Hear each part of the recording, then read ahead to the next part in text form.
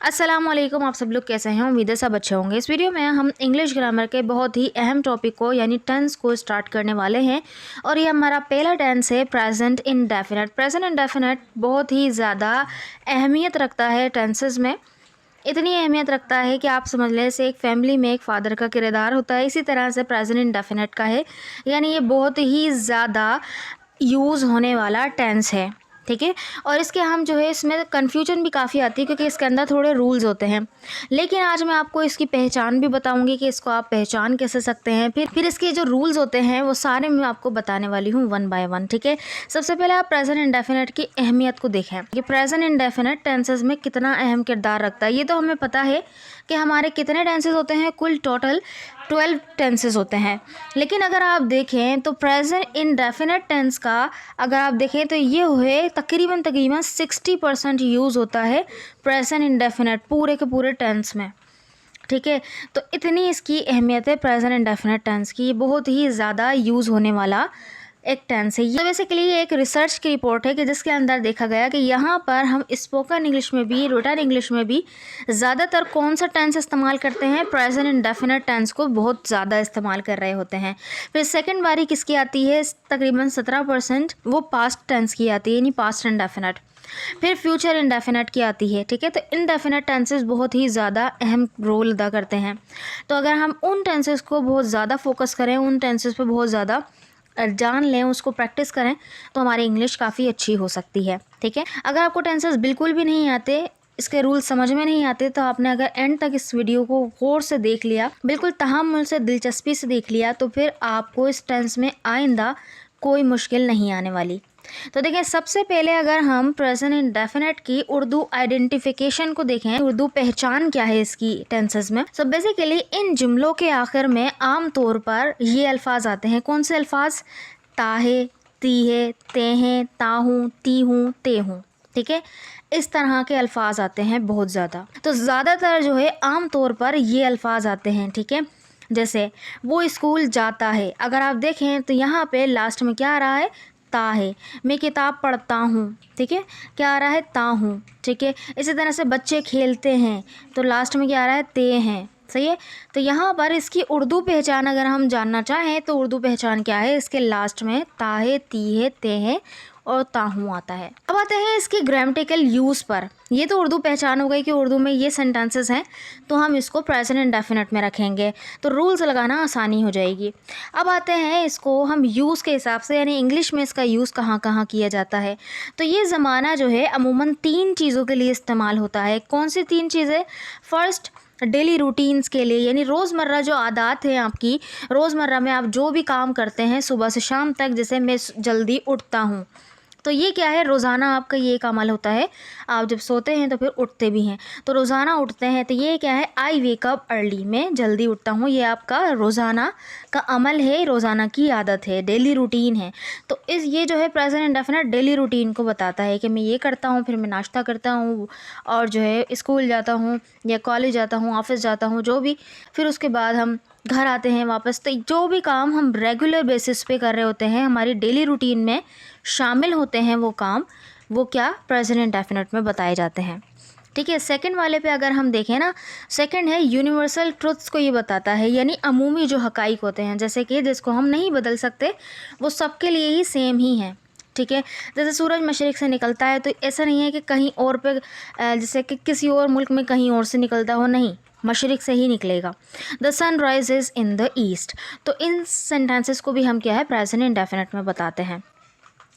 फिर नेक्स्ट वाला permanent actions जो होते हैं, यानी हमेशा के काम या कुदरती जो उसूल्स हैं, जैसे पानी 100 डिग्री पे उबलता है, 100 डिग्री सेल्सियस पे उबलता है, तो water boils at 100 Celsius degree. So सबसे पहले यहाँ पर हम रूटीन एक्शंस जो कि हम रूटीन में करते हैं, या रिपीटेड एक्शंस जो बार बार हम उन कामों को करते हैं, वो हम प्रेजेंट इंडेफिनिट में बताते हैं। फिर उसके बाद यूनिवर्सल ट्रूथ्स आ जाते हैं जो कि सबके लिए ही एक ही हैं, तो वो भी हम उसमें प्रेजेंट इंडेफिनिट में बयान करते हैं। और हमेशा के काम या कुदरती जो उसूल हैं वो भी हम प्रेजेंट इंडेफिनिट में ही बताते हैं। सो ये तो हो गया इसका इस्तेमाल क्या है। और अमूमन हैबिट्स वगैरह भी हो सकती हैं, कोई बुरी हैबिट है, कोई अच्छी हैबिट है, जो भी, जैसे कि वो सिगरेट पीता है तो बन जाएगा ही स्मोक्स, ठीक है। सो वो भी क्या है, हम प्रेजेंट इंडेफिनिट में ही बनाएंगे। तो अमूमन अगर आप देखेंगे उर्दू पहचान उसकी क्या है, लास्ट में ता है, ती है, ते हैं आएगा, और वैसे हम डेली रूटीन्स को बताने के लिए और रिपीटेड एक्शंस को बताने के लिए यूज़ करते हैं। अच्छा, अब आते हैं इसके स्ट्रक्चर के ऊपर कि इसको स्ट्रक्चर वाइज किस तरह से हम यानी सेंटेंस को फॉर्म कैसे करेंगे। सो फर्स्ट ऑफ ऑल अगर हम पॉजिटिव सेंटेंस का स्ट्रक्चर देखें कि जहाँ पे हम बोलते हैं मैं जल्दी उठती हूँ, मैं नाश्ता करती हूँ, ठीक है, मैं तैयार होती हूँ, मैं स्कूल जाती हूँ, मैं ऑफिस जाती हूँ, मैं पढ़ती हूँ, मैं पढ़ाती हूँ, जो भी, तो वो पॉजिटिव सेंटेंसेस जो हैं वो कैसे बनेंगे, इसका स्ट्रक्चर क्या होगा, सबसे पहले आएगा सब्जेक्ट। सब्जेक्ट आपको पता ही है कि काम करने वाले को कहते हैं। अब वो उसका नाउन आ सकता है या प्रोनाउन आ सकता है, यानी I, we, you, they, he, she, it, या कोई सिंगुलर नेम होगा या प्लूरल नेम होगा, ठीक है। फिर उसके बाद क्या आएगी, जो वर्ब आएगी ना, वर्ब की फर्स्ट फॉर्म आएगी, ठीक है। और वर्ब की फर्स्ट फॉर्म में ई एस और एस का इजाफा कब होगा, जब थर्ड पर्सन सिंगुलर्स आ जाएंगे। थर्ड पर्सन सिंगुलर क्या होते हैं, ही, शी, इट और सिंगुलर नेम, ठीक है। फिर उसके बाद ऑब्जेक्ट आ जाएगा, यानी वर्ब की फर्स्ट फॉर्म कब आएगी, जब आई, वी, यू, दे और प्लूरल नेम्स होंगे सब्जेक्ट में, तो क्या लगेगी सब्जेक्ट के बाद वर्ब की फर्स्ट फॉर्म। लेकिन वर्ब की फर्स्ट फॉर्म में ई एस और एस का इजाफा कब होगा, जब ही, शी, इट और सिंगुलर नेम आ जाएंगे सब्जेक्ट में। अब सवाल यहाँ पे उठता है कि वर्ब में ई एस कब लगाएं और एस कब लगाएं। तो इसके रूल्स हम देखते हैं कि वर्ब में एस और ई एस लगाने के क्या रूल हैं। सिर्फ 3 रूल्स को अगर आपने जान लिया तो आप समझ लें कि ई एस और एस लगाने का मसला जो है हल हो जाएगा। फर्स्ट देखें, फर्स्ट हमारा जो रूल है वो क्या है, ऐड ई एस। जब हम करेंगे ई एस का इजाफा, अगर वर्ब ख़त्म हो इन हुर्फ पर तो ई एस का इजाफा होगा, यानी किन हर्फ पर ख़त्म हो, C H, S H, X, O, double S and Z Z, ठीक है, या एक जेड हो उस पर ख़त्म हो तो क्या करेंगे, हम ई एस का इजाफा करेंगे। जैसे कि ये कुछ वर्ब्स हैं, जैसे कैच, कैच में आप देख रहे हैं कि सी एच क्या है, सी एच आ रहा है, तो यहाँ पे हमने क्या किया, कैचेस, ई एस का इजाफा किया। अब देखें पुश, पुश में एस एच आ रहा है लास्ट में, तो हमने क्या किया, ई एस का इजाफा किया, पुशेस, ठीक है। फिक्स में आप देखें तो लास्ट में एक्स आ रहा है, तो हमने क्या किया, ई एस का इजाफा किया, फिक्सेस। गो, इसमें देखें ओ आ रहा है, तो हमने ई एस का इजाफा किया, गोस। गैस, इसमें देखिए डबल एस आ रहा है, तो हमने क्या किया, ई एस का इजाफा किया, गैसेस। बज़, यहाँ पे देखें डबल जेड आ रहा है, तो यहाँ पे हमने क्या किया, ई एस का इजाफा किया, buzzes. So first rule is, अगर वर्ब ख़त्म हो C H, S H, X, O और एस एस या जेड जेड पर, तो हम क्या करेंगे, ई एस का इजाफा करेंगे। फिर आते हैं सेकंड वाले पे। सेकंड वाले पे हम आई, ई, एस का इजाफा कब करेंगे, तो अगर वर्ब ख़त्म हो किस पे, वाई पे, ठीक है। क्योंकि उर्दू के दरमियान ना मतलब इंग्लिश लिखना थोड़ा मुश्किल हो जाता है, क्योंकि वो इधर उधर चले जाता है, क्योंकि रस्मुल ख़त दोनों के अलग अलग है ना, क्योंकि एक लेफ़्ट साइड से लिखा जाता है और एक राइट साइड से, तो फिर इन दोनों में मसला आ जाता है। अगर वर्ब ख़त्म हो वाई पे और उससे पहले कॉन्सोनेंट लेटर आ जाए, कॉन्सोनेंट लेटर आपको पता है ना क्या होते हैं, यानी वॉवल को छोड़ के जितने भी लेटर्स बचे वो क्या होते हैं, कॉन्सोनेंट होते हैं, यानी ए, ई, आई, ओ, यू को छोड़कर जितने भी बचे बी, सी, डी सारे के सारे जेड तक, वो क्या होते हैं, कॉन्सोनेंट लेटर होते हैं। तो वो आ जाएं तो फिर क्या करेंगे, वाई को हटाकर आई, ई, एस का इजाफा करेंगे। तो वाई को बिल्कुल हटा देंगे और आई, ई, एस का इजाफा कर देंगे। जैसे फ्लाई, अब देखें फ्लाई के आखिर में वाई आ रहा है और वाई से पहले अगर एल को देखें तो एल क्या है, कॉन्सोनेंट लेटर है, तो हमने क्या किया, वाई को ख़त्म कर दिया, वाई को हटा दिया और फिर क्या किया, आई, एस का इजाफा कर दिया, तो फ्लाई, फ्लाइज। क्राई में भी देखें, क्राई में क्या हुआ, वाई लास्ट में आ रहा है, उससे पहले आर कॉन्सोनेंट लेटर है, तो हमने क्या किया, वाई को ख़त्म करके आई, एस लगा दिया। इसे देखें ट्राई, ट्राई में भी क्या किया है, वाई आया है, वाई से पहले कॉन्सोनेंट लेटर यानी आर आया है, तो हमने यहाँ पे भी क्या किया, वाई को ख़त्म कर दिया, आई, ई, एस का इजाफा कर दिया, ठीक है। अच्छा, ये 2 रूल्स अगर आपने याद रख लिए ना, बाकी तीसरा वाला रूल तो बहुत ही आसान है, यानी इन 2 रूल को छोड़ के अगर जो बाकी बचने वाले जो है ना, यानी सारे जितने भी बाकी बच गए उनके साथ आपने क्या करना है, एस का इजाफा कर देना है। जैसे प्ले, देखिए इसके लास्ट में वाई आ रहा है, लेकिन वाई से पहले अगर आप देखेंगे तो ए है, और ए क्या है, वाउल है ना कि कॉन्सोनेंट। अगर कॉन्सोनेंट होता तो फिर हम क्या करते कि इसको वाई को ख़त्म कर देते, आई, एस लगा देते, लेकिन यहाँ पे क्योंकि वाई से पहले वाउल है तो वाउल हमने क्या किया कि एस लगा दिया, बस प्ले, प्लेज। वर्क, तो देखें के लास्ट में कॉन्सोनेंट आ रहा है, ठीक है, तो यहाँ पे हमने वर्क्स लगा दिया। यानी हम यहाँ पे अगर हम देखें तो ना SH आ रहा, ना CH आ रहा, ना Z आ रहा, ना X आ रहा, ना O आ रहा, तो हम क्या करेंगे S का इजाफा कर देंगे। और ना ही यहाँ पर Y है, ठीक है, Y से पहले ना कॉन्सोनेंट है। इसी तरह से कम, तो देखिए E आ रहा है लास्ट में, बस हमने S का इजाफा कर दिया। हेल्प P आ रहा है आखिर में, हमने S का इजाफा कर दिया। सिंग G आ रहा है आखिर में, हमने S का इजाफा कर दिया। तो अगर 2 रूल हमने पिछले वाले अच्छी तरह से वो कर लिए, तो फिर जो थर्ड वाला रूल है वो क्या है, सबके साथ बस S लगा देना है उन सबको छोड़ के, ठीक है। तो ये याद करना तो आसान हो जाएगा ना, ठीक है। आई होप कि आपको समझ में आया होगा। चलें अब आते हैं सेंटेंसेस की तरफ। सो एग्जांपल्स अगर हम देखें उस पॉजिटिव सेंटेंस का, तो क्या था फॉर्मूला, याद है ना, सब्जेक्ट प्लस वर्ब की फर्स्ट फॉर्म।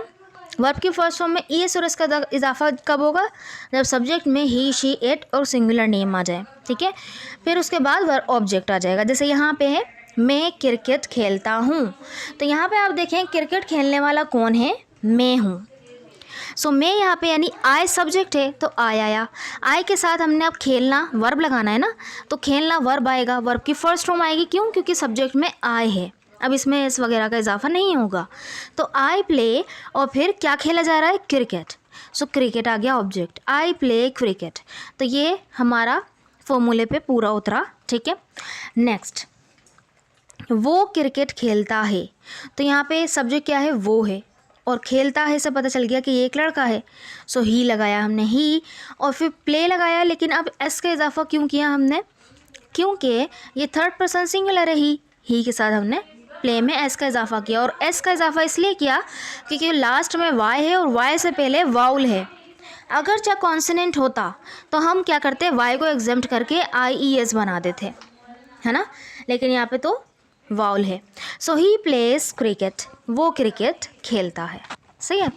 चलें, आई होप कि आपको समझ में आओगे। ये सेंटेंस बना के ज़रा कमेंट बॉक्स में लिखिएगा।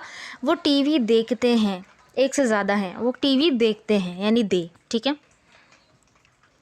नेक्स्ट, नेगेटिव सेंटेंसेस पे आते हैं, यानी जहाँ पर हम मना करते हैं कि मैं ये नहीं करती, ठीक है, मैं झूठ नहीं बोलती, वो मार्केट नहीं जाता, ये जो भी इस तरह से हम जब नेगेटिव सेंटेंसेस बनाते हैं तो वहाँ क्या करेंगे। सो वहाँ हम करेंगे सब्जेक्ट आएगा, फिर अब यहाँ पे हेल्पिंग वर्ब का इजाफा होगा। हेल्पिंग वर्ब क्या आएंगे, डू और डज नॉट, ठीक है, डू नॉट और डज नॉट। फिर उसके बाद वर्ब की फर्स्ट फॉर्म आएगी। अब देखिए वर्ब की फर्स्ट फॉर्म में ES और S का इजाफा अब नहीं होगा।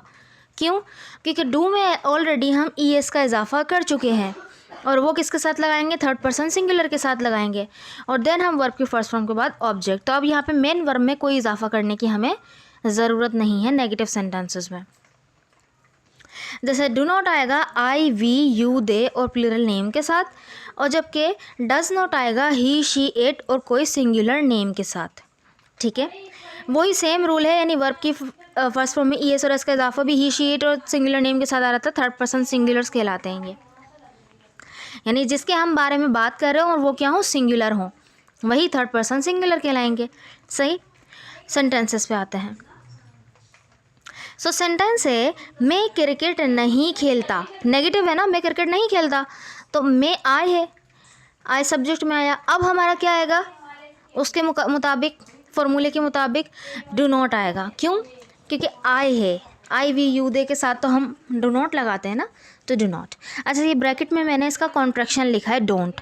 जब भी हम स्पीकिंग करते हैं ना, सो स्पीकिंग में ज़्यादातर अच्छा लगता है कॉन्ट्रैक्शन बना के लिखना, लफ्ज़ों को थोड़ा कम करके, रिड्यूस करके बोलना, ठीक है। सो आई डोंट भी बोला जा सकता है, आई डोंट प्ले क्रिकेट। लेकिन राइटिंग में आप कॉन्ट्रैक्शंस को ज़रा अवॉइड करें, ठीक है। वहाँ पे आप पूरी फुल फॉर्म लिखा करें वहाँ पे, यानी कि रिटन इंग्लिश में आप कॉन्ट्रैक्शन को अवॉइड करें, सिर्फ ये स्पोकन इंग्लिश में अच्छे लगते हैं, ठीक है। So we can say I do not, और फिर उसके बाद क्या आ जाएगा, प्ले। अब यहाँ पे क्योंकि आई के साथ तो वैसे भी एस और ES का इजाफा होता नहीं है, तो I do not play cricket, या you can also say I don't play cricket, okay. Next, वो क्रिकेट नहीं खेलता, वो क्या है, थर्ड पर्सन सिंगुलर है, ही, और एक लड़का भी है, ता से पता चल गया हमें। ही डज नॉट, अब डज नॉट लगेगा, क्यों, क्योंकि ये थर्ड पर्सन सिंगुलर है ना। ही डज नॉट, इसका कॉन्ट्रैक्शन क्या होगा, डजेंट, डजेंट, ठीक है। He does not play cricket. अब देखें प्ले में ईएस और एस का इजाफा नहीं हुआ, क्यों? क्योंकि डू में ऑलरेडी हो चुका है और डज बन चुका है ये, ठीक है ना। I hope you understand. ये सेंटेंस आप बनाकर लिखिएगा, वो आम नहीं खाते, वो आम नहीं खाते, ठीक है। इस सेंटेंस को बनाकर कमेंट बॉक्स में लिखें हम। नेक्स्ट यानी इंट्रोगेटिव, अगर हम सवाल बनाना चाहें, चलें हमने देख लिया पॉजिटिव और नेगेटिव, अब सवाल किस तरह से बनाएं। तो सवाल बनाने के लिए ये जो हमारे यस नो क्वेश्चंस होते हैं जिसके अंदर हम आंसर यस नो से देते हैं, सो ये अक्सर यस नो क्वेश्चंस कहलाते हैं, ठीक है, जो कि हेल्पिंग वर्ब से स्टार्ट होते हैं। तो प्रेजेंट इंडेफिनिट के हेल्पिंग वर्ब क्या है? डू डज, तो ये डू डज से स्टार्ट होंगे और फिर उसके बाद सब्जेक्ट आएगा, सब्जेक्ट के बाद वर्ब की फर्स्ट फॉर्म, देन ऑब्जेक्ट। और आपको अब अच्छी तरह से पता है कि डू कब लगेगा? जब सब्जेक्ट में आई वी यू दे और प्लूरल नेम आ जाए, और डस कब लगेगा? जब ही शी इट और कोई सिंगुलर नेम आ जाए। फिर उसके बाद सब्जेक्ट आएगा, सब्जेक्ट के बाद वर्ब की फर्स्ट फॉर्म, इसमें भी कोई इजाफा नहीं होगा वर्ब में अब, फिर उसके बाद ऑब्जेक्ट। जैसे एग्जांपल्स अगर हम देखें तो ये 2 एग्जांपल्स हैं। क्या तुम क्रिकेट खेलते हो? क्या तुम क्रिकेट खेलते हो? तो सामने वाला बोलेगा हाँ मैं क्रिकेट खेलता हूँ, येस आई डू, या बोलेगा नो आई डोंट, ठीक है। तो यानी कि ये यस नो का आंसर इसमें आता है, तो इसको यस नो क्वेश्चंस भी कहते हैं और इंट्रोगेटिव सेंटेंसेस ग्रामेटिकली कहते हैं। सो do you play cricket? Do you play cricket, ठीक है। सो डू आया किसके हिसाब से? यू के हिसाब से, डू यू प्ले क्रिकेट, ठीक है। क्या वो स्कूल जाता है? Third person singular, does he go to school, तो डज आया शुरू में और फिर ही के बाद हमने गो टू स्कूल लगा दिया। सो बिल्कुल ईजी है, कोई ज़्यादा मुश्किल नहीं है। Does he go to school. अच्छा, नेक्स्ट अगर हम इंट्रोगेटिव को भी नेगेटिव बना दें, जैसे कि हमने बोला ना क्या वो क्रिकेट खेलता है, तो हम बोले क्या वो क्रिकेट नहीं खेलता, यानी सवाल में ही नेगेटिव पूछ लें। सो उसका स्ट्रक्चर क्या होगा? डू और डज में भी नोट लगा सकते हैं, अगर नहीं लगा रहे तो कोई मसला नहीं, तो डोंट और डजंट बना दें। अदरवाइज नहीं बनाना चाह रहे तो सब्जेक्ट लगाएं, फिर उसके बाद फिर नोट लगा दें, यानी सब्जेक्ट के बाद नोट लगा दें और देन वर्ब की फर्स्ट फॉर्म, देन ऑब्जेक्ट, ठीक है। जैसे एग्जांपल्स हैं कुछ। Do you not like tea? क्या तुम चाय नहीं पीते? So do you not like tea यानी कि क्या तुम चाय नहीं पसंद करते, या do you not take tea, ठीक है, अगर हम पीते वाला सेंस लें तो। क्या वो कॉलेज नहीं जाती? सो हमने क्या करा? डस के बाद शी लगाया, शी के बाद अब नॉट लगा दिया, यानी सब्जेक्ट के बाद not. Does she not go to college? Does she not go to college, ठीक है, सिंपल। तो हमने क्या किया? इंट्रो नेगेटिव में या नेगेटिव इंट्रोगेटिव में हमने क्या किया कि डू डज यानी हेल्पिंग वर्ब के बाद सब्जेक्ट का यूज़ किया, सब्जेक्ट के बाद नॉट लगा लिया, और नॉट के बाद जो बाकी है वर्ब की फर्स्ट फॉर्म देन ऑब्जेक्ट वो आ गया, ठीक है। अच्छा, next double interrogative. Double interrogative क्या होते हैं? ये ऐसे क्वेश्चंस होते हैं जिसके अंदर हम सब तफसीली आंसर चाह रहे होते हैं सामने वाले से, और यहाँ पे हम WH वर्ड्स का यूज़ करते हैं। WH वर्ड्स क्या होते हैं? जैसे कि व्हेन कब, वेयर कहाँ, व्हाट क्या, होम किसे, विद होम किसके साथ। सो ये क्या है? हमारे WH वर्ड्स हैं, इनका यूज़ होता है। फिर उसके बाद डू या डज में से कोई एक आएगा, ये आपको पता है किसके साथ आएगा, सब्जेक्ट में जब आई वी यू दे होगा तो डू, ही शी इट होगा तो डज, देन उसके बाद वर्ब की फर्स्ट फॉर्म और ऑब्जेक्ट, ठीक है। फिर उसके बाद जो एग्जांपल्स हैं चलें ये देखें। जैसे तुम कहाँ रहते हो, सो पहले कहाँ की इंग्लिश आएगी वेयर, और फिर हेल्पिंग वर्ब आएगा डू, किसके हिसाब से? तुम के हिसाब से। तुम क्या है? यू, यानी सब्जेक्ट क्या है? यू है, यू के हिसाब से डू आया। वेयर डू यू, और रहना लिव, वर्ब आ गई। वेयर डू यू लिव, तुम कहाँ रहते हो, यहाँ पे ऑब्जेक्ट नहीं था तो नहीं लिखा। वो क्या खाता है, व्हाट डज ही ईट, वो क्या खाता है, तो क्या हमने पहले WH वर्ड लगाया, देन उसके बाद हमने डिसाइड किया हेल्पिंग वर्ब कौन सा लगाना है सब्जेक्ट से, वो उसे हमें पता चल गया कि वो थर्ड पर्सन सिंगुलर यानी ही है तो हमने डज लगाया। व्हाट डज ही, और खाना ईट, ठीक है, यहाँ भी ऑब्जेक्ट नहीं था तो कोई मसला नहीं। सेंटेंस तो पूरा बनाइए, ठीक है। आई होप कि आपको ये समझ में आया होगा। ये सेंटेंसेस आपके लिए हैं। वो स्कूल जाता है, वो स्कूल नहीं जाता है, क्या वो स्कूल जाता है, क्या वो स्कूल नहीं जाता है, वो स्कूल कब जाता है, ठीक है। तो ये सेंटेंसेस आप ज़रूर बनाइएगा। और इसके अलावा आप ये भी कर सकते हैं कि जो है अपनी डेली रूटीन आप मुझे कमेंट बॉक्स में लिखकर बता सकते हैं कि आप सुबह से शाम तक क्या क्या करते हैं। छोटी सी, ज़रूरी नहीं कि पूरी आपने डिटेल में एक्टिविटीज़ बतानी है। ये है कि आप जो है पर्सनली आप अपनी जो नोटबुक है उसके अंदर लिखें और आप देखेंगे कि सारे ही वर्ड जो है ता है, ती हैं, तो ती हूँ पे ही ख़त्म होंगे। ठीक है। तो मैं ये काम करती हूँ, फिर ये करती हूँ, फिर ये करती हूँ, फिर ये करती हूँ, ये वगैरह वगैरह जो भी आ जाएगा शाम तक, तो आपने उसको पूरी रूटीन बतानी है, ठीक है। क्योंकि ज़्यादातर जो हम स्पीकिंग करते हैं वो हम डेली रूटीन बता रहे होते हैं या रेगुलर एक्शंस बता रहे होते हैं जो बार बार होते हैं। आई होप कि आपको प्रेजेंट इंडेफिनिट का यूज़ अच्छी तरह से समझ में आया होगा और इसकी अहमियत भी समझ में आई होगी। इसका आप प्रैक्टिस भी बहुत ज़्यादा करेंगे। Thank you so much. अल्लाह हाफ़िज़।